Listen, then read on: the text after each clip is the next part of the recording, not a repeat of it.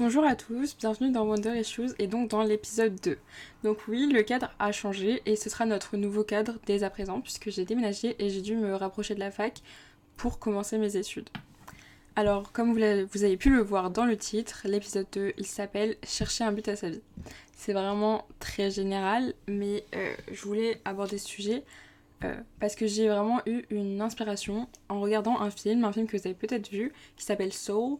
Il est sorti en 2020, je crois. Et donc c'est un dessin animé, mais il a pour but d'aborder des sujets vraiment très profonds et très intéressants, à mon sens. Donc ma problématique, ce serait comment aborder sa construction à travers ses expériences. Donc oui, j'avais pris l'exemple du film Soul vraiment comme source sur laquelle s'appuyer. Et ensuite, je voulais pouvoir parler de mon expérience, donc ce qui peut être assez universel.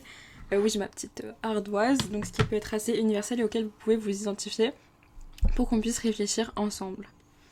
Donc, j'ai regardé, après avoir regardé Soul, j'ai direct voulu m'intéresser à la direction du film et donc à son directeur. En français, ce serait son réalisateur, voilà, c'est ça. Donc il explique que le sujet du film, c'est d'explorer le sens de la vie. Donc il explique bien que c'est quelque chose de vraiment arrogant et vraiment assez grand comme sujet, comme si lui, il pouvait s'y intéresser et lui, il savait comment en parler, etc. Et je trouvais ça intéressant parce que c'est vraiment peut-être le sujet le plus énorme et le plus universel possible. Et en parler, c'est vraiment un défi que je pense pas pouvoir forcément réaliser, mais c'est un... Mon but aujourd'hui, ce serait plutôt de, pas vraiment de trouver des réponses, mais plutôt de formuler les grandes questions par lesquelles on passe. Par exemple, d'où l'on vient, où on veut aller et comment on arrive sur Terre, par exemple. Ou ce que l'on est censé faire quand on est sur Terre. Et surtout d'explorer les plus grandes phases de la vie et essayer d'en tirer des leçons avec ce que j'ai aujourd'hui. Donc le film Soul, c'est, je vais vous donner peut-être le contexte d'abord. Donc c'est un homme qui est vraiment passionné par la musique et en fait il meurt subitement. Et donc dans ce monde où il atterrit, en fait les réalisateurs ils imaginent un monde dans lequel sont construits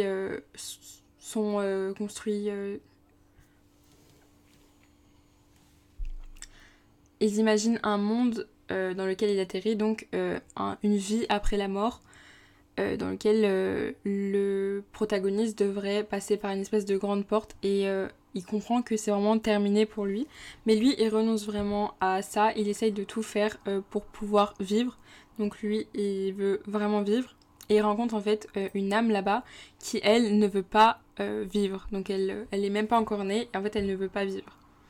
Et donc je trouvais ça intéressant d'exposer ces deux points de vue parce qu'en fait, cette âme qui ne veut pas vivre, on peut la rapprocher de personnes qui sont déjà vivantes et qui ne trouvent pas de but et de passion dans leur vie. Parce qu'en fait, tout le sujet du film, pour moi, c'est vraiment la passion et comment on peut se sentir légitime d'être sur Terre quand on n'a pas vraiment de passion et quand on ne pense pas avoir trouvé son rôle. Donc voilà. J'avais aussi une autre question qu'on abordera plus tard, donc là je vous fais un peu le plan. Mais je voulais aborder la question de est-ce qu'on est avec une personnalité, parce que c'est une question qui est vraiment abordée pendant le film. Est-ce que notre personnalité est déjà construite, elle est préconstruite, est-ce qu'on a des tendances à plutôt aller vers une personnalité introvertie ou extravertie pardon, quand on est, ou est-ce que c'est vraiment quelque chose qui se construit socialement au fur et à mesure de la vie. Alors, je vais revenir au court documentaire que j'ai regardé par la suite de la part des réalisateurs de Soul. Donc, ils nous expliquent, oui, qu'ils veulent vraiment explorer le...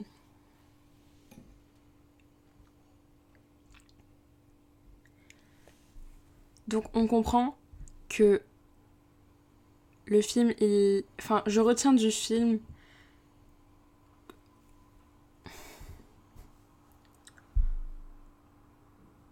Je pense que ce qu'on retiendra du film, c'est vraiment une grande question à laquelle le film donne une réponse, à laquelle les réalisateurs nous donnent une réponse. Ce serait la grande question de est-ce qu'on passerait pas à côté de notre vie à cause de certaines passions, ou est-ce qu'on ne devrait tous se trouver une passion, un but dans la vie pour pouvoir vivre heureux. Et en fait, ce qu'on comprend au fur et à mesure du film, c'est que un but, peut-être que ce serait plutôt un frein à nous ouvrir à d'autres possibilités, et qu'en fait, on comprend parce qu'en fait, on a des figures dans le film qui sont représentées comme des figures qui savent tout, des figures assez abstraites, qui savent tout de l'univers. Et en fait, quand Joe demande à une de ces figures, est-ce que sa coéquipière, donc elle qui ne voulait pas vivre, est-ce qu'elle avait donc ce fameux but, cette fameuse passion, est-ce qu'elle avait bien trouvé cette fameuse passion? En fait, l'espèce de personne abstraite, de non-personne lui répond qu'en fait les humains ils sont trop simples et que peut-être qu'en fait, enfin pas peut-être, mais il lui fait vraiment comprendre qu'en fait il n'y a pas vraiment de but, il n'y a pas vraiment forcément de passion propre à chacun pour tout le monde. Et donc en fait ça nous invite à nous poser la question de est-ce que ce serait dommage parce que est-ce que des gens auraient un but qui les rendrait heureux et d'autres non? Est-ce que on pourrait vivre une vie sans trouver sa passion, donc une vie malheureuse, une vie dans laquelle on ne trouve jamais sa place? Ce serait assez injuste que des personnes aient un cadeau et que d'autres n'en aient pas. Et donc oui, ces personnes abstraites, on les appelle dans le film les Jerry, et donc qui représentent oui des êtres non humains. Et en fait, on comprend vraiment que les humains, ils étaient vraiment assez simples et assez dramatiques, et en fait, on comprend qu'il n'y avait pas vraiment de but derrière cela. Et ce que j'ai bien aimé, c'est qu'à la fin du film, en fait, on apprend vraiment quelque chose d'assez déculpabilisant, je dirais. Parce que je pense que ce que j'ai ressenti, on comprend que en fait le personnage principal, Joe, quand il retourne sur Terre et qu'il arrive à regagner sa place sur Terre, il arrive à se concentrer sur des moments de la vie qui sont vraiment très simples et il arrive à en tirer vraiment un grand bonheur, que ce soit des moments heureux ou malheureux d'ailleurs. Et donc c'est une leçon qui m'a vraiment, je dirais peut-être fait grandir, mais surtout une leçon qui m'a donné envie de m'intéresser à ces moments-là dans ma vie, parce que j'ai l'impression qu'autour de nous, on est vraiment poussé à faire de grandes choses, entre guillemets, donc à trouver une passion, à trouver un travail, quelque chose qui va nous passionner, quelque chose qui va nous faire de nous une personne importante dans la société. Mais en fait, j'ai l'impression qu'avec ce film, ça a confirmé qu'en fait, on n'a pas à se sentir coupable pour ne pas vouloir faire ces choses-là et que on n'est pas destinés tous à laisser une trace dans le monde, je pense, et que en fait, on a déjà une grande chance de vivre la vie qu'on a. On a une grande chance d'être la personne qu'on est et il faut, je pense, l'accepter. C'est ce que j'ai compris vraiment avec ce film, mais pas seulement avec ce film, peut-être aussi avec mes expériences, avec les personnes que je fréquente, les personnes que je vois autour de moi. J'ai l'impression que parfois ces ambitions, elles apportent plus d'anxiété, de stress et justement de malheur aux personnes plutôt que de bonheur, parce que par exemple quand on a envie de consoler quelqu'un qui a peur pour les cours, moi c'est mon souvenir au lycée, on a envie de lui dire que ça va bien se passer, etc. Mais on pense jamais à évoquer le cas dans lequel ça se passerait pas bien. En tout cas, ça se passerait pas comme la personne le voudrait. En fait, peut-être que au lieu de dire aux personnes ça ira bien, t'inquiète pas, peut-être qu'il faudrait lui dire et puis de toute façon, est-ce que t'as vraiment tu penses pas qu'il y aurait d'autres chemins pour toi? Est-ce que ça t'est vraiment destiné si ça n'arrive pas?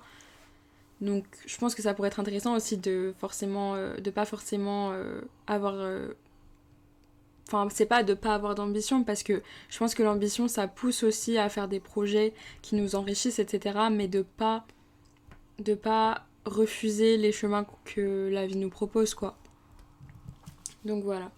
Après, la deuxième réflexion que j'avais, c'était vraiment parce que on a vraiment vu, je pense que pour les personnes qui ont été en terminale avec moi cette année, on a vraiment vu que notre personnalité, c'est vraiment une construction sociale, une construction qu'on a faite autour de nous, en étant sociabilisé à partir de la naissance. Après, moi, j'ai pas fait sciences sociales, mais c'est ce que j'ai compris par la philosophie. Mais ce film, il m'a rappelé comment on a l'impression qu'un enfant, il naît vraiment avec une personnalité qui donc viendrait d'où, parce que on a enfin, vraiment des nouveau-nés qui ont déjà certaines personnalités, déjà certains qui montrent beaucoup de colère ou des choses comme ça. Et donc, est-ce que un enfant pourrait naître avec une personnalité et d'où ça viendrait? Ça, c'est quelque chose auquel je peux vraiment pas répondre, donc si vous avez des idées, voilà. Donc, c'est vraiment ce que j'ai retenu du film Soul, et ça m'a vraiment, je pense que toute personne qui le verrait, c'est vraiment... en fait, je pense que le but des réalisateurs, il a vraiment été rempli, parce que il nous laisse avec beaucoup de questions, mais aussi avec beaucoup de réponses surtout. Parce que, en fait, la réponse pour moi, ce serait qu'il n'y a pas vraiment de réponse, parce qu'en fait, la réponse à est-ce qu'il nous faut tous un but dans la vie, eux, ils y répondent clairement et ils disent non. Et en fait, ça déculpabilise, c'est ce que je disais, parce que pour moi, ça montre que, en fait, c'est pas si profond. Enfin, c'est l'expression, c'est pas si profond, quoi. Est-ce qu'on a vraiment besoin d'avoir tout ça? Non. Parce que, en fait, on l'entend aussi beaucoup, parce qu'il y a eu vraiment une dictature du bonheur, etc. Et de trouver, comment être heureux par miser une façon. Mais avec ça, j'ai compris. Pardon, je suis à Paris, il y a beaucoup de bruit. Mais avec ça, j'ai compris qu'en fait, cette dictature du bonheur, elle enfouit les personnes dans leur malheur, puisque, en fait, au lieu de chercher le bonheur dans des petites choses, quand on est malheureux, en fait, on va s'enfoncer dans le malheur parce qu'on se dit qu'on ne devrait pas être malheureux, etc. Donc, je pense que ça m'a vraiment aidée sur ce point-là. Mais donc, je trouvais ça... En fait, ça me fait penser au fait que, justement, j'avais dit que je ferais sûrement jamais un épisode sur des sujets aussi profonds, etc. Parce que j'en avais parlé avec un ami. Et je voulais évoquer dans cet épisode quelque chose, je pense, d'universel, mais qui me semble très très intime, en tout cas de mon point de vue. Mais je pense que ça peut être intéressant de rajouter mon expérience à cet épisode. Mais oui, je parlais à un de mes amis du fait que ça m'arrive vraiment, je pense, avant ça m'arrivait vraiment tous les mois, d'avoir un peu d'un coup une accumulation de questions, mais des questions assez existentielles, des questions auxquelles je peux pas du tout répondre, auxquelles je peux même pas imaginer une réponse. Et moi j'appelle ça ma petite crise existentielle, quoi. Et j'avais l'impression de les avoir tous les mois. Et tous les mois, et en fait c'était des crises très très malheureuses. C'était pas du tout des crises pour essayer de comprendre, enfin je dirais de comprendre la vérité sur le monde, etc. C'était plus des crises assez je dirais, effrayantes, enfin des crises où je me demandais en fait ce que je faisais là, et je pense que ça arrive à tout le monde. Je me demandais si je voulais vraiment être là, surtout. Pas dans le sens... pas dans un sens très très horrible, mais dans le sens où je me demandais en fait si j'allais pas être malheureuse toute ma vie, parce que je savais pas ce que je faisais là, et que en quelque sorte on avait un peu provoqué ma présence ici, et que moi en fait j'avais pas demandé. En fait je me sentais un peu comme 22. Donc 22 c'est la personne qui ne voulait pas vraiment vivre, et donc dans le film Soul. Parce qu'en fait c'était une personnalité, enfin j'ai un peu du mal parce que du coup elle était pas encore née, mais c'était une personnalité qui était dans un centre où on prépare sa vie. Donc c'est là où on crée sa personnalité dans le film. Et donc elle se disait, moi j'ai pas vraiment envie d'aller sur Terre, j'ai tout ce que j'ai ici, etc. Et donc je dis que ça se rapproche avec ce que je ressens, enfin ce que je ressentais, parce que je le ressens plus aujourd'hui. Mais je me demandais, en fait je me disais que j'avais pas vraiment choisi d'être là, et que maintenant j'étais un peu coincée ici, et que maintenant, avec toute cette dictature de il faut être heureuse, il faut construire quelque chose, je me disais qu'il fallait absolument que je construise un avenir, et que c'était difficile, et que je savais pas ce que je voulais, et qu'en plus j'étais en quelque sorte un peu forcée à construire un avenir. Et donc en fait, ces espèces de crises que j'avais une fois par mois, c'était vraiment très désagréable pour moi en tout cas. Et en tout cas, tous les mois, j'avais pas des réponses à ces questions, et je les aurais jamais. mais j'avais pas de réponse et c'était d'autant plus difficile parce que en fait c'est des questions trop larges, des questions auxquelles personne n'a la réponse et des questions auxquelles je dois juste me conformer d'avoir avec moi toute ma vie. Et en fait j'ai eu l'impression de juste découvrir ça trop tard parce que pour moi quand je me posais ces questions, je me disais que j'avais une sensibilité plus élevée et que ces questions elles m'atteignaient plus que les autres, mais en fait c'est pas vrai parce que c'est évident que tout le monde se pose ces questions là et que tout le monde a du mal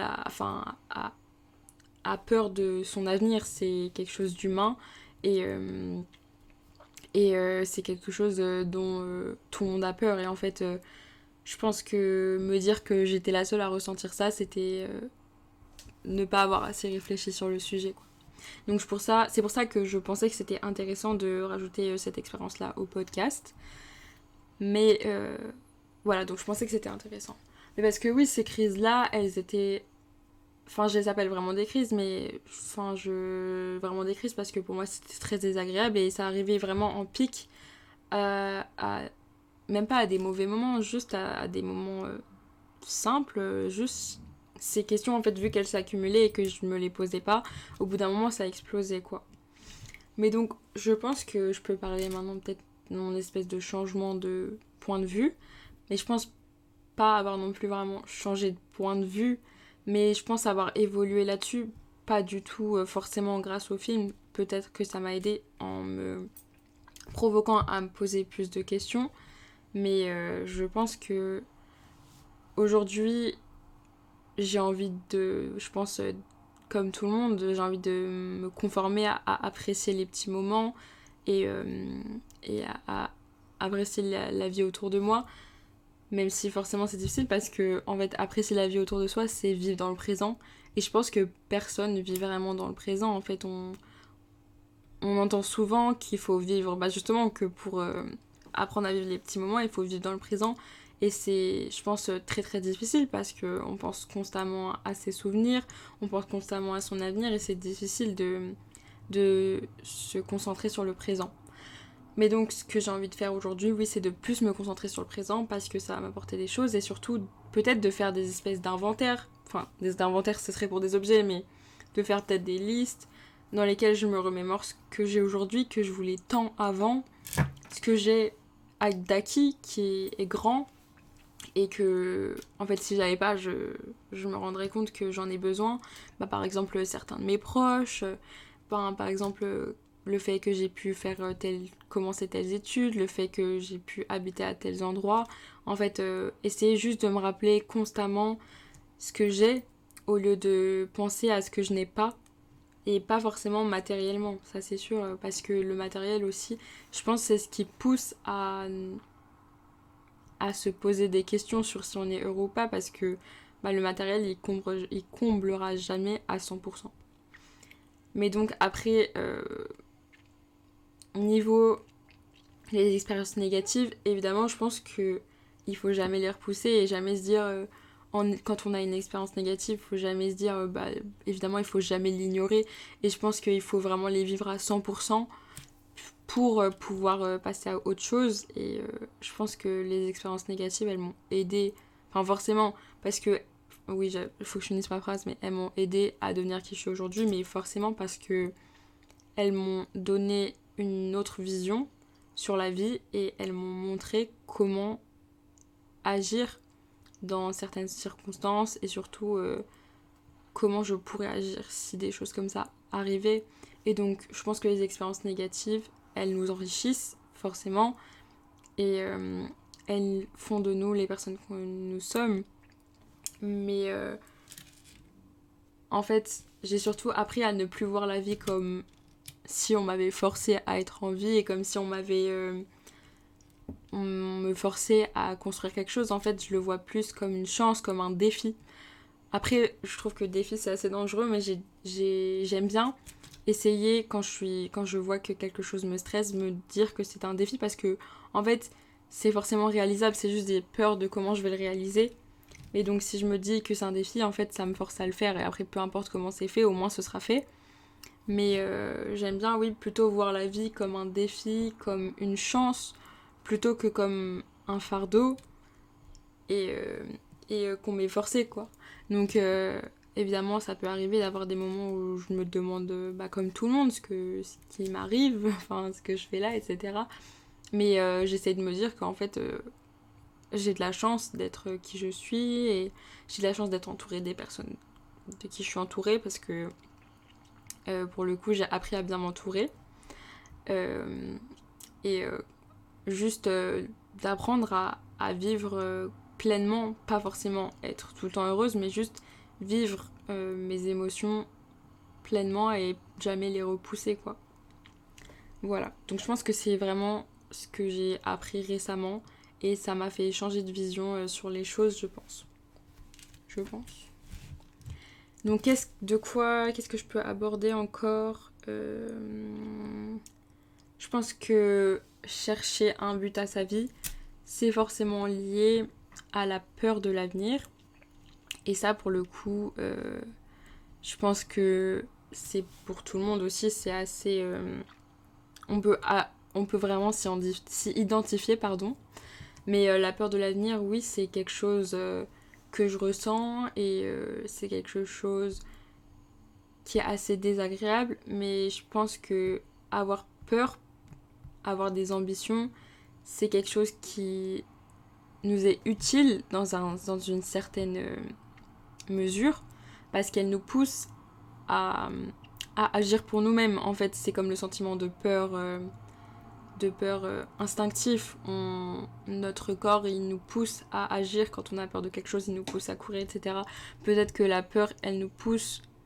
Enfin, peut-être que la peur de l'échec, la peur de l'avenir, la peur de pas réussir et que les choses ne se passent pas comme on veut qu'elles se passent, ça nous pousse à être ambitieux et je trouve que c'est positif jusqu'à un certain point parce qu'il faudrait pour moi toujours se rappeler que en fait on n'a pas forcément toujours raison sur ce qu'on veut faire et peut-être qu'on peut être poussé. En fait, toute expérience est bonne à prendre et si on est poussé vers une expérience qu'on ne voulait pas forcément faire au début, au pire ça nous montrera qu'on voudrait pas faire ça et c'est pas grave en fait, c'est pas un grand échec. Même si c'est facile à dire, mais en fait, en quelque sorte, on s'en sort toujours, on trouvera toujours un moyen. Enfin, je sais que j'ai eu tellement de stress avant, et ma phrase c'était vraiment je vais m'en sortir, je m'en sors tous les jours, je vais pas mourir, donc ça va bien se passer, même si c'est compliqué. Enfin, par exemple, passer un oral, etc. Je sais qu'avant c'était très très facile pour moi, et c'est devenu d'un coup vraiment très difficile pour moi. Et j'avais du mal à passer des oraux, à parler devant les autres, alors qu'avant c'était vraiment facile pour moi, parce que je pense que je suis passée de extravertie à introvertie en très peu de temps. Mais avant c'était facile pour moi, je pense que c'est du collège au lycée que je suis devenue introvertie. Mais pour moi, avant, c'était vraiment facile pour moi les oraux, c'était justement plus simple que des écrits parce que je trouvais qu'on pouvait plus facilement convaincre quelqu'un par l'oral que convaincre quelqu'un par l'écrit. Mais c'est devenu assez difficile pour moi et ce que je me disais vraiment avant les oraux, c'était que en fait au pire ça se passe mal et puis on me donnera des conseils pour que ça se passe mieux. Enfin en fait c'est difficile de pas se méfier de tout le monde, mais en fait tout le monde n'est pas mauvais et puis même si quelqu'un est mauvais, ça nous apprendra une certaine leçon d'une certaine manière. Donc voilà. Donc voilà, je trouvais que c'était vraiment très intéressant de parler de ce film parce qu'il m'a fait vraiment me poser beaucoup de questions et me remettre en question surtout, et je trouve ça très important de se remettre en question. J'espère que ça vous ouvrira vers des voies positives, que vous poserez aussi des questions et que vous en apprendrez sur vous-même. En attendant, moi je vous avoue que j'ai eu beaucoup de mal à enregistrer ce podcast, j'ai beaucoup repoussé, mais là je le fais pile avant de commencer la fac, donc normalement... il va sortir. Je peux pas vous le dire, de toute façon il sera sorti quand vous le regarderez. Mais voilà. Mais donc oui, je pense que j'ai eu beaucoup de mal à faire cet épisode parce qu'il est vraiment très personnel à mon goût. Mais en fait, de toute façon, pour moi c'était intéressant de parler de ce sujet. Et en fait, je pense que c'est vraiment un peu mon journal intime pour le coup. Pas encore parce que j'ai pas encore fait beaucoup d'épisodes, mais j'ai beaucoup d'idées. Et en tout cas, elles sont toutes marquées. Et je pense que l'endroit où je marque toutes mes idées, ce serait vraiment mon journal intime en fait, parce que j'ai envie d'enrichir mes podcasts avec mon expérience et même si elle est pas incroyable, enfin j'ai 18 ans, j'ai pas vécu des choses incroyables, mais j'ai envie de justement être la personne qui peut poser certains sujets sur la table qui seraient universels, parce que ce qu'on a tous en commun, c'est d'être humain. Et je pense que parler des sujets qui sont très humains et aussi très complexes d'ailleurs, ça peut être intéressant.